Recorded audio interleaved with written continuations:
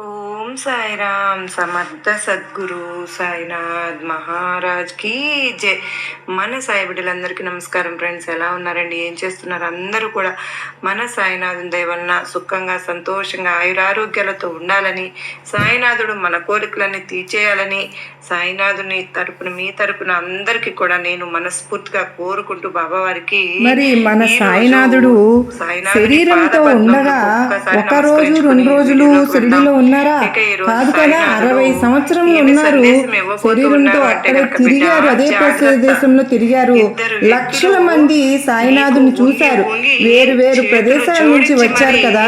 మరి వీళ్ళల్లో ఒక్కళ్ళు కూడా చెప్పలేదు సాయినాథుడు మా ఊరు వారు, నేను ఫారిన్ వెళ్తేనే 4-5 రోజుల్లో నా చుట్టుపక్కల వాళ్ళని అని తెలుస్తారు కదా, ఎక్కడి నుంచి వచ్చారు, ఏమి అన్ని ఏం చేస్తాను అని ఇవన్నీ కూడా. మరి సాయినాథుని అంత చిన్న ఊరు అది, పోని పెద్ద ఊరు అంటే కాదు, చిన్న పల్లెటూరు. అందరికీ తెలుసు సాయినాథుని దగ్గరకు ఎవరు రాలేదా? మరి కొన్ని లక్షల మంది వచ్చారు. ఏది సాయినాథుడు భౌతదేహంతో ఉండగా 1918 ప్రాంతంలో 1912 నుంచి విపరీతంగా వచ్చింది క్రౌడ్. దగ్గర 70,000 మంది 80,000 మంది వరకు వచ్చేవారు. ఏ ఒక్కరు కూడా మా ప్రాంతం వారు అని కానీ మా ఊరు వారు అని కానీ ఒక్కళ్ళైతే ఒక్కళ్ళు కూడా చెప్పలేదు. అంత మాత్రమే కాదండి, సాయినాథుడు ఉండగా సాయినాథుని దగ్గరకు బాలగంగాధర తిలక్ గారు వచ్చారు. బాలగంగాధర తిలక్ గారు ఎట్లా వస్తారంటే, సాయినాథుని దగ్గర ఒక భక్తుడు కాపాడే అనే భక్తుడు ఉంటాడు. కనుక నువ్వు నీ సాయి కోపానికి నువ్వు గురి కావద్దు. కనుక జాగ్రత్తగా విను బిడ్డ. ఆ ఇద్దరు వ్యక్తులు ఎవరు? నీ ముందు చేతులు జోడించుకుంటూ ఉన్నారు, జోడించబోతున్నారు కూడా. నువ్వు ఏమాత్రం పని ఏమరపాటుతో ఉన్నా కూడా వారు ఏం చేయబోతున్నారో నీకు అర్థం కాదు. కనుకనే నేను స్పష్టంగా చెప్తున్నాను, క్లియర్గా చెప్తాను. ముందు నీ జీవితాన్ని నాశనం చేయాలని చూసిన వాళ్ళు 12 సంవత్సరాలుగా నీ శత్రువు. అలాగే నిజంగా నువ్వు వినకపోతే దురదృష్టవంతురాలు అవుతావు. ఎందుకో తెలుసా, నీ యొక్క జీవితానికి సంబంధించినటువంటి ఎన్నో విషయాలు ఇక్కడ నీ బాబా చెప్పడం జరగబోతోంది. అలాగే ఆ ఇద్దరు వ్యక్తుల వల్ల కూడా నీ జీవితం ఎలా నాశనం అవుతుందో కూడా ఇక్కడ నేను వివరంగా అయితే చెప్పే ప్రయత్నం అయితే చేస్తాను. ఇంతకీ ఆ ఇద్దరు వ్యక్తులు నీ ముందుకు ఎందుకు చేతులు జోడించబోతున్నారు, ఎందుకు, ఇవన్నీ కూడా నీకు తెలియాలి అంటే మాత్రం నీ సాయి సందేశాన్ని పూర్తిగా ఏమరపాటుతో ఉండకుండా విను.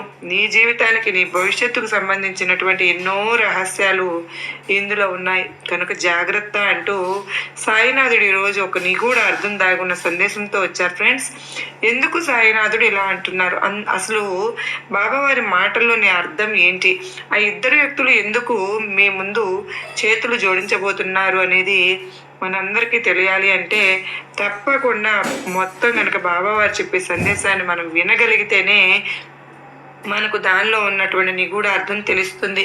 అంతకంటే ముందుగా మన ఛానల్ని ఎవరైనా మొదటిసారిగా చూస్తుంటే ప్లీజ్ అండి తప్పకుండా సబ్స్క్రైబ్ చేసుకోండి. అలాగే మీకు వీడియో నచ్చినట్లయితే చిన్న లైక్ ఇవ్వడం మాత్రం మర్చిపోవద్దు ఫ్రెండ్స్. ఎంతోమంది చూస్తూ ఉన్నారు కానీ లైక్ ఇవ్వడం మాత్రం మర్చిపోతూ ఉన్నారండి. దయచేసి మీరిచ్చే లైక్ వల్లే నాకు ఈ వీడియో అనేది రీచ్ అవుతుంది. తప్పకుండా మీకు నచ్చితే కనుక తప్పకుండా మరికొంతమందికి షేర్ చేసి మీరు కనుక ఓం సాయిరామ్ అని చెప్పి టైప్ చేస్తే కనుక చాలా నాకు హెల్ప్ చేసిన వాళ్ళు అవుతారు. మీ నుంచి కోరుకునేది నేను ఇదేనండి. ఎంతోమంది చెప్తూ ఉన్నారు, అక్క ఈ సందేశాలు బాబావారు చెప్తుంటే స్వయంగా మాకు మా జీవితంలో అవి జరిగి తీరుతున్నాయి అని చెప్పేవాళ్ళు ఎంతోమంది ఉన్నారు. మరి మీకు అంతగా బాబావారు హెల్ప్ చేస్తూ ఉంటే బాబావారికి ఒక చిన్న లైక్ ఇచ్చి మనం ఆ కృతజ్ఞతను తెలుపుకోవాలి కదండి. మనం ఇంకా ఏ విధంగా బాబావారికి కృతజ్ఞతలు తెలుపుకుంటాము అంటే, బాబావారికి మనం ఇచ్చే ప్రేమ, మన నుంచి కోరుకునేది బాబావారు ఏమిటండి, ఎప్పుడు చెప్తూ ఉంటారు కదా, మీ నుంచి నాకు కావాల్సింది ప్రేమ మాత్రమే అంటూ ఉంటారు ఎప్పుడు కూడా. మీ సమస్యలకు అంత సొల్యూషన్ ఇస్తూ ఉంటే, సెక్యూర్గా ఉంటూ ఉంటే మరి మీరు బాబావారికి ఆ మాత్రం చేయలేమా చెప్పండి. మనకు బాబావారు ఆంతర్యం అర్థం కావాలంటే మన హ్యాపీనెస్ని మీతో షేర్ చేసుకుంటూ ఉంటున్నాను. ఇక సాయినాథుని విషయానికి వస్తే కనుక సందేశం ముందుగా నీ జీవితం ఎలా సాగింది, ఇప్పుడు ఎలా సాగుతుంది, నీ జీవితం ఎలా గడుస్తుంది, నువ్వు చేస్తున్న తప్పులు ఎక్కడ, ఈ ఒప్పులు ఎక్కడ, ఆ అదృష్టాలు ఏంటి, నీకు కలిసి వచ్చే విషయాలు ఏంటి, నువ్వు ఎక్కడ తప్పు చేస్తున్నావు, ఆ ఇద్దరు వ్యక్తులు ఎందుకు వస్తున్నారు, నీకు మంచికా చెడుకా, ఈ రెండు ముక్కులు నీకు వాటి గురించి తెలుసు కదా. అది విన్న తర్వాత అనుకుంటా, ఈరోజు తెలియని ఎన్నో విషయాలను నా తండ్రి బాబా నాకు చెప్తున్నారు. ఆ తప్పులు దిద్దుకోవాలి, సరిదిద్దుకోవాల్సిన పొరపాట్లు ఉన్నాయి, కొనసాగించవలసిన మంచి అలవాట్లు కూడా ఉన్నాయి. కనుకనే ఇది కేవలం నీ కోసమే రాయబడింది, నీ కోసమే ఎన్నుకోబడింది. కనుక నీ ముందుకు వచ్చింది అంటే, ఈ సందేశం నువ్వు వింటున్నావు అంటే నీ కోసమే అని భావించి పూర్తిగా వినడానికి ప్రయత్నించు తల్లి. ఇక్కడ నీ వ్యక్తిగతంగా చూసినట్లయితే సంపాదనకు జీవిత భాగస్వామి అదృష్టాలకు తోడై మంచితనంతో ఆస్తులు ధనము అయితే సంపాదించావు. ఆచార వ్యవహారాలు ఇలాంటివి ఎన్నో ఉన్నాయి. అంటే అన్నీ కూడా అన్నింటిలో ప్రావీణ్యత కలిగి ఉంటుంది. ఉన్నత స్థానంలో బంధువులు కలిగి ఉన్నావు. అలాగే ఆర్థిక ప్రయోజనాలు ఆశించిన గుర్తింపు రావడం కష్టమే, కానీ ఏదో కారణం వల్ల రావాల్సిన ప్రయోజనాలు నిలిచిపోతూ ఆగిపోతూ ఉన్నాయి. స్థిరత్వం లేకపోవడం వల్ల కొన్ని ప్రయోజనాలు సాధించుకుంటున్నావు. ముఖ్య విషయాల మీద దృష్టి సారించడం, అధికమైన ఆశ లేకపోవడం వల్ల మానసిక ప్రశాంతత కూడా లేకుండా పోతుంది. ఇక్కడ ఆవేశపడడానికి కనిపిస్తావు కానీ, ఆవేశం ఎక్కువగా అనిపిస్తావు కానీ నీకు దుష్టబుద్ధి ఏమాత్రం ఉండదు తల్లి. ఎవరికైనా ఏదైనా హాని చేయాలి, వాళ్లకు నష్టపరచాలి, వాళ్ళకు కీడు చేయాలి, ఇలాంటి ఆలోచనలు నీవు ఎప్పుడూ కలిగి ఉండవు. నీకు ఎవరిపైనైనా సరే కోపం వస్తే నీలో నువ్వే బాధపడుతూ ఉంటావు కానీ వారి మీద కక్ష తీర్చుకోవాలనుకోవు. దుష్టులకు కూడా మంచి వారిగా మార్చుకోవడానికి నీ ప్రయత్నం అయితే నువ్వు చేస్తూ ఉంటావు. గొప్పగా ఉంటావు. ఆ విషయాన్ని కూడా రహస్యంగా దాచుకునే ఆలోచన నీకు ఉండదు. మానసికంగా ఆందోళన ఎక్కువగా పడుతూ ఉన్నావు. పనులు వేగంగా చేయాలి అనే ఆలోచన ఎంతగా ఉంటుందంటే అంత త్వరగా నీ ఆలోచనలు మార్చేసుకుంటూ కూడా ఉంటున్నావు. ఇది నీ తప్పు. ఇది దిద్దుకోవాల్సింది. ఏ విషయంలోనైనా సరే లోతుగా నిర్ణయించే ఆలోచన నీలో ఉండదు. వెంటనే నిర్ణయాలు తీసేసుకుంటూ ఉంటావు. కాస్తంత ఆలోచించాలి కదా. ఈ విధంగా ఒక లక్షణాన్ని నువ్వు అలవర్చుకోవాలి బిడ్డ. ఈ విషయంలో అయితే నువ్వు చాలా జాగ్రత్తగా ఉండాలమ్మా. నువ్వు ఇక అనేక విషయాల్లో మానసిక ఆందోళన పడిపోతూ, కాని దానికి అయిన దానికి శారీరకంగా దృఢంగా ఉన్నప్పుడు కొన్ని పనుల్లో వెనకబడిపోతూ ఉన్నావు. ఎక్కువ తొందరపాటు నిర్ణయాలు తీసుకుంటున్నావు. వృత్తి వల్ల కావచ్చు, ఉద్యోగం వల్ల కావచ్చు, స్వయంగా ఏర్పరచుకునే సామర్థ్యాన్ని నువ్వు కలిగి ఉన్నావు. నీ సత్తా నీకు ఉంది. కానీ ఆతృత, ఎక్కువ ఆరాటం, ఎక్కువగా ఏదో చేసేయాలి, ఎక్కువ తొందరలో చేసేసావు అంటే ఎంతో తొందరగా అలసిపోతూ ఉన్నావు. ఒక పద్ధతి ఈ విషయంలో ఈ సమయంలో నువ్వు చేయాలి. ఒక ప్రణాళిక అంటే అలసిపోవు కదా. పద్ధతి ప్రకారం ఎంతో చక్కగా చేసుకుంటూ వెళ్తావు కానీ ఇక నీ జీవితంలో స్థిరత్వం కోసం కష్టపడుతూ ఉన్నావు. బిడ్డ, చేస్తున్న పని ఏదైనా సరే ఒడిదుడుకులు నీకు తరచూ వస్తూ ఉన్నాయి కదూ. అందులో కూడా నువ్వు ముఖ్య విషయం ఏంటంటే ఎన్నో సమస్యలు ఉన్నా ప్రశాంతంగా పడుకుంటావు. నిద్ర కూడా బాగానే పడుతుంది కానీ నీకు ఉన్న సమస్య ఏంటి అంటే భయపడిపోతూ ఉంటావు. నువ్వు ఏం జరుగుతుందో.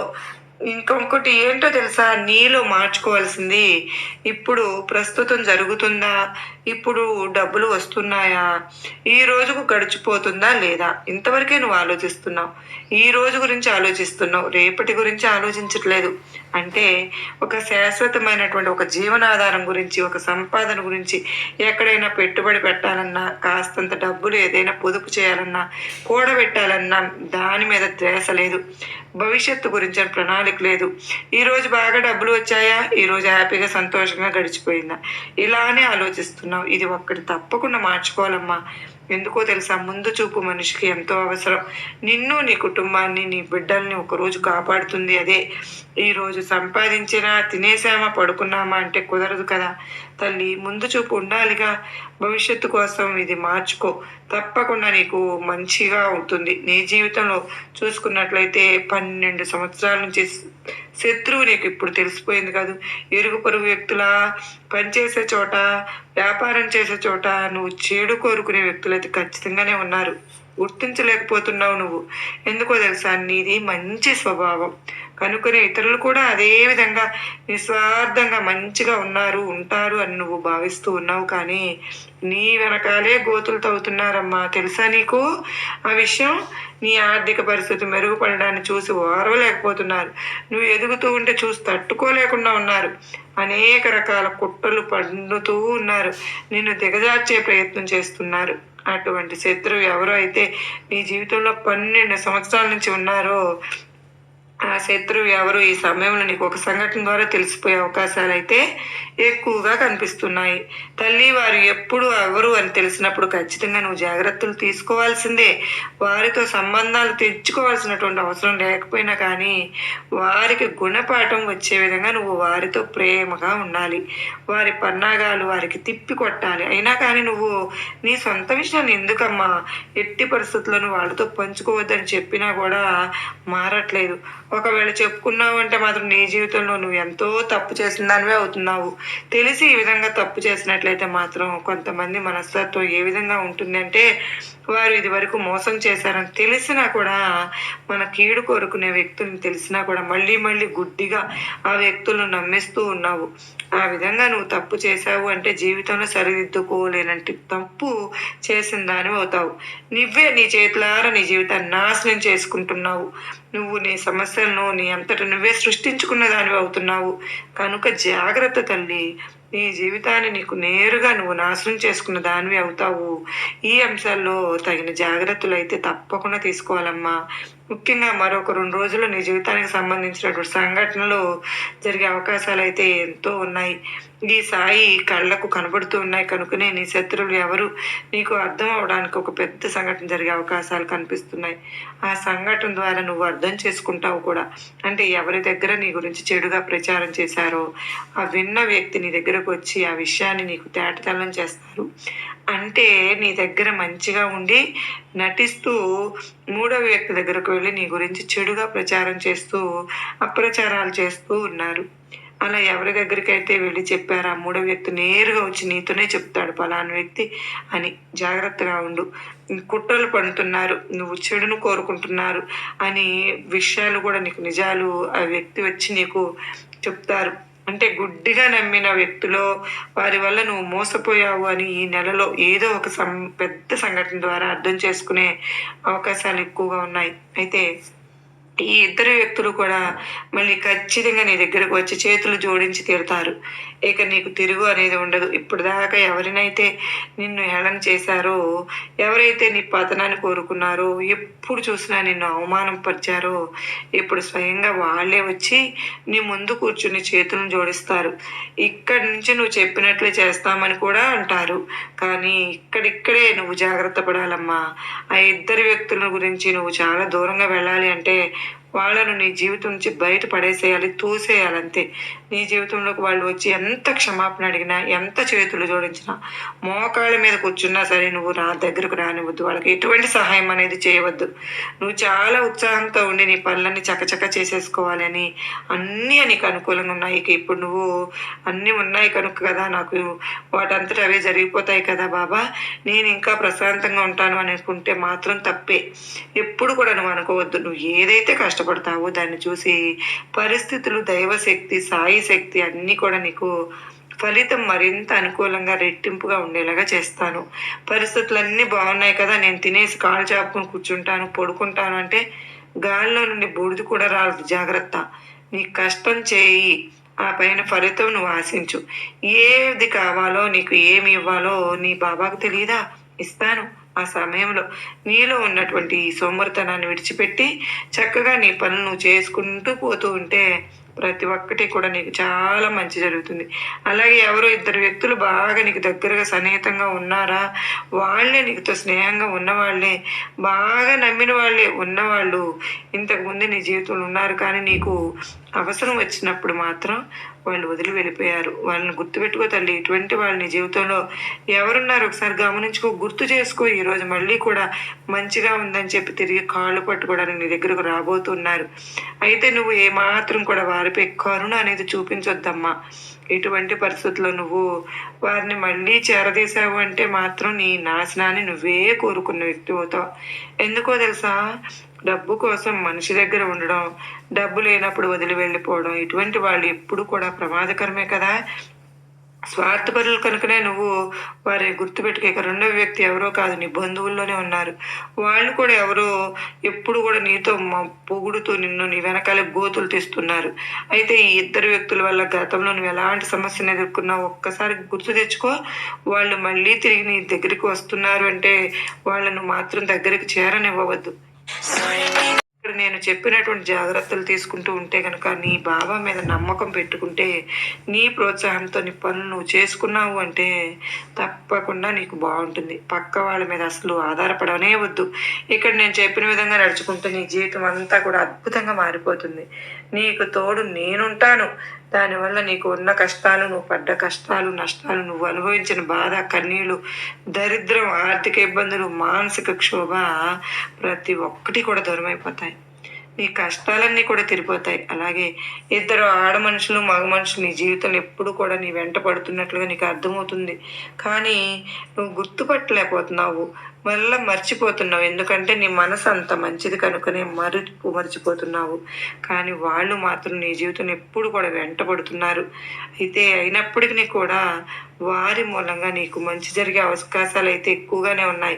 కొంతమంది నువ్వు ఎంత ఎదురు చూసినా కానీ నీతో మాట్లాడాలి అనుకునే, స్నేహం చేయాలి అనే బంధాన్ని కొనసాగించాలనే ప్రయత్నం చేస్తూ ఉంటారు. అటువంటి వ్యక్తులు ఇద్దరు ఆడ మనుషులు, ఒక మగ మనిషి వెంటాడుతూ ఉన్నారు. వారి మూలంగా నీ యొక్క జీవితం అనేది సంపూర్ణంగా మారిపోతుంది. కొన్నిసార్లు జీవితంలో ఒక మలుపు అనేది వింటుంటాం కదా, టర్నింగ్ పాయింట్ అన్నది వింటావు కదా తల్లి. అలాంటి ఒక టర్నింగ్ పాయింట్ ఇది అని చెప్పాలి. చూస్తూ ఉంటావుగా నీ జీవితంలో ఇదివరకు నీ యొక్క జీవితం ఏ విధంగా ఉంది, ఇక ముందు నీ యొక్క జీవితం ఏ విధంగా ఉండబోతోంది అనే పెద్ద మార్పుకు కారణం ఆ ఇద్దరు ఆడ మనుషులు, ఒక మగ మనిషి నీతో స్నేహం చేయాలనుకుంటున్నారు. వారు నీతో బంధాన్ని కూడా కలుపుకోవాలనుకుంటున్నారు. ఒకవేళ నువ్వు వారితో స్నేహం చేసావంటే మాత్రం వారు ఇచ్చే సలహాలు నీ జీవితానికి మంచి మలుపులను తీసుకొస్తాయి. నువ్వు వ్యాపారం చేస్తుంటే కనుక వ్యాపారంలో మంచి అనుభవం వస్తుంది. వినియోగదారులు, కస్టమర్స్ ఏ విధంగా ఆకట్టుకోవాలో, ఆకర్షించాలో ప్రతి ఒక్కటి నీకు చూసిస్తారు. అలాగే కొన్ని అవకాశాలు ఇప్పించడం నీకు జరుగుతుంది, కల్పించుతారు కూడా. ఉద్యోగం చేస్తుంటే మంచి ఉద్యోగ అవకాశాలు వారి ద్వారా నీకు దొరుకుతాయి. ఇంటర్వ్యూకి ఏ విధంగా వెళ్ళాలి, అక్కడ ఏ విధంగా చెప్పాలి, ఏ విధంగా మార్పులు సాధించి, ఇటువంటి అంశాల గురించి నీకు పూర్తి అవగాహన ఈ ఇద్దరు ఆడ మనుషులు, ఒక మగ మనిషి నీకు చూపించబోతున్నారని నేను చెప్తున్నాను. అంటే కలిసికట్టుగా ఒకేసారి ఇద్దరు మనుషులు, ఒక మగ మనిషి నీ జీవితంలోకి రారు. అంటే ఒక్కొక్కరి దగ్గర ఉండవచ్చు. ఒకరితో ఒకరి సంబంధం లేకుండా ఒకరు ఇరుగు పొరుగు వారు కావచ్చు, మరొకరు పనిచేసే చోట కావచ్చు, వ్యాపారం చేసే చోట ఉంటారు. ఇలా ఎక్కడో వచ్చాట ఒక స్నేహ రూపంలో, ఆప్యాయతల రూపంలో నీ జీవితంలోకి రావచ్చు. ఈ విధంగా ఒక్కొక్కసారి ఒక్కొక్కరు నీ జీవితంలో వస్తారు కనుక ముగ్గురు మనుషులు అయితే నీ జీవితంలోకి రాబోతూ ఉన్నారు. వారి సలహాలు, సహకారాలు నీకు తోడుగా ఉంటాయి. అయితే నీకు 12 ఏళ్లుగా ఉన్నటువంటి శత్రువు ఎవరో ఖచ్చితంగా దొరికిపోతారు తల్లి. 2 రోజుల్లో దీనికి సంబంధించినటువంటి నీకు ఒక పెద్ద అవగాహన అనేది వచ్చేస్తుంది. పూర్తి అవగాహన వచ్చింది కనుక అంటే ఒక పెద్ద సంఘటన అనేది జరగబోతుంది. ఆ సంఘటన ద్వారా పూర్తిగా నీకు అర్థమైపోతుంది ఎవరు అన్నది. నిన్ను శత్రువుగా భావించే వ్యక్తులు ఎవరు, అలాగే వెనకాల గోతులు తవ్వుతున్న వ్యక్తులు ఎవరు, ఈ పరువు ప్రతిష్టలు భంగం కలిగిస్తున్నటువంటి ఆ వ్యక్తులు ఎవరు, వీరి గురించి నీకైతే ఒక క్లారిటీ అనేది వచ్చేస్తుంది. ఈ విధంగా 2 తేదీల సమయంలో కూడా నీ యొక్క లైఫ్ని, నీ యొక్క జీవితం ఎలా ఉంటుంది అనే దాని ప్రకారం చాలా కీలకమైనటువంటి మార్పులు జరుగుతాయనే చెప్పుకోవాలి. అక్కడ ఏది జరిగినా, ఒకవేళ నీకు చెడు జరగాలని ఉన్నా ఆ చెడు అంతా తొలగిపోవాలంటే ఏం చేయాలో తెలుసా? నీ శక్తి మేరకు దానం చెయ్యి బిడ్డ. దాన ధర్మం చెయ్యి. ఆకలి ఉన్న వారికి అన్నం పెట్టమ్మా. ఓ దాహంతో ఉన్న వారికి దప్పిక తీర్చు. కష్టంలో ఉన్న వారికి సహాయమైనా చెయ్యి. మాట సహాయం చేస్తే చాలు.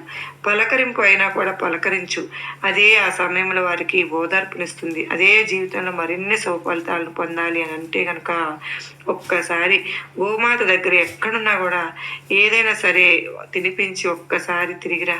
గోమాతకు 3 ప్రదక్షిణాలు చెయ్యి. ఎందుకంటే సకల దేవతలు కూడా గోమాతలోనే ఉన్నారమ్మా. చెప్తానమ్మా. కనుక గోమాతను ఒక తల్లికి నువ్వు కనుక తినడానికి ఏదైనా పెట్టావు అంటే నీకు ఉన్న సకల దరిద్రాలు దూరమైపోతాయి, సకల కర్మలు దూరమైపోతాయి, సకల పాపాలు దూరమైపోతాయి, నీకు రాబోతున్న చెడు అంతా తొలగిపోతుంది. అలాగే వృద్ధులకు, చిన్న పిల్లలకు ఏదైనా కొంచెం సహాయం చేయి, నీకు తోచినంత వాళ్ళకు ఏదో ఒక విధంగా ఆదుకో. నీ సాయి ఎప్పుడు కూడా నిన్ను ఆశీర్వదిస్తూనే ఉంటాను, అనుగ్రహిస్తూనే ఉంటాను. ఎందుకంటే నీ సాయి ఆశీర్వాదాలు, అనుగ్రహము నీ మీద ఉంటే నీకు దేనికి లోటు ఉండదు బిడ్డ. ప్రతి ఒక్కటి నేను చూసుకుంటాను, నిన్ను ముందుండి నేను నడిపించుకుంటాను. ఇవన్నీ ఎందుకు చెప్తున్నాను అంటే నీ జీవితంలో ఈ నెలలో ఇలాంటి సంఘటనలు జరగబోతున్నాయి కనుకనే వాటిని ఎదుర్కోవడానికి సిద్ధంగా ఉండు, సంసిద్ధంగా ఉండు. ఏది వచ్చినా కూడా ధైర్యంగా ఎదుర్కో. నీ వెనుక నేనున్నాను చెప్పడానికి ఇవన్నీ కూడా చెప్పానమ్మా. మనిషి జీవితం అంటే మంచి వచ్చినా తీసుకోవాలి, చెడు వచ్చినా తీసుకోవాలి, కష్టమైనా తీసుకోవాలి, నష్టమైనా తీసుకోవాలి, ఆనందం వచ్చినా తీసుకోవాలి, దుఃఖం వచ్చినా తీసుకోవాలి. అన్నీ మంచినే తీసుకుంటాను, అంతా మంచే కావాలి, నాకు చెడు వద్దు, కష్టం వద్దు. ఎలా అంటే ఎలా బిడ్డ? వాటి వల్లనే కదా నువ్వు పాఠాలు, గుణపాఠాలు నేర్చుకోగలుగుతావు, నీ జీవితంలో ముందుకు సాగగలుగుతావు, ఎంత ఎత్తైనా ఎదగలుగుతావు. రాబోయే రోజుల్లో ఇది ఇంకా ఇట్లాగే ఉంటే రాబోయే రోజుల్లో వచ్చిందనుకో, దీన్ని మించిన కష్టం వచ్చిందనుకో, దాన్ని ఎదుర్కోవద్దా, తట్టుకోవద్దా, దాన్ని ఢీకొట్టొద్దా, నువ్వు దాన్ని చీల్చి చెండాడి నీకు వెళ్ళాలి అంటే నిన్ను సంసిద్ధం చేస్తున్న యుద్ధానికి తయారీ చేస్తున్నాను, పదును పెడుతున్న నీలో ఉత్సాహం రేపెట్టిస్తున్నాను. అంతే నీ సాయి ఆశీర్వాదం నీపై ఎప్పుడు కూడా ఉంటుంది తల్లి. తెలిసి తెలియక ఎప్పుడు తప్పులు చేయవద్దు, పొరపాట్లు చేయవద్దు. పొరపాట్లు చేస్తే ఆ పొరపాటును సరిదిద్దుకో, చదువుకో. మంచినే మాట్లాడు, మంచినే కోరుకో, మంచి మాత్రమే చెయ్యి. నవ్వుతూ ఉండు, నవ్విస్తూ ఉండు, నలుగురికి మేలు కోరుకో. నీ మేలు సాయి చూస్తాను, ఆ తర్వాత అంతా కూడా నీకు మంచి జరుగుతుంది, నా ఆశీర్వాదం ఇస్తున్నాను బిడ్డ అంటూ అత్యద్భుతమైన సందేశం అందించారు కదండి. నచ్చింది కాదు? మరలా కలుసుకున్నంత వరకు అందరికీ నమస్కారం అండి. సర్వేజన సుఖినో భవంతు.